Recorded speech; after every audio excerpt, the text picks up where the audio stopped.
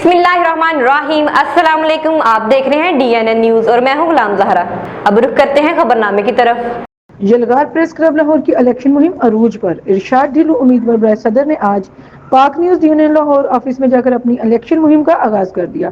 मुख्तलिफ अदारों के वर्करों को मेंबरशिप फॉर्म दिया और इस मौके पर मोहम्मद इरशाद ढिल्लों ने गुफ्तगू करते हुए कहा कि इंशाल्लाह हारूं या जीतूं, मैं अपने कलमी मजदूर भाइयों के साथ हूँ।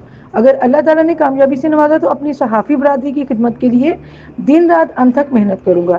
आखिर में मीटिंग में शामिल ग्राम फ्रीड जट हाजी मोहम्मद सदीक, मोहम्मद इकबाल बलोच, आसिम शाह, मलक मोहम्मद आसिफ, मोहम्मद एहसन, कैथरीन भट्टी के अलावा मैडम नाजिया राजपूत, मैडम सुमन, मैडम राबिया, मैडम नरीन शहजादी, मैडम कहकशां ने इरशाद ढिल्लों को कामयाब कराने की यकीन दहानी करवाई।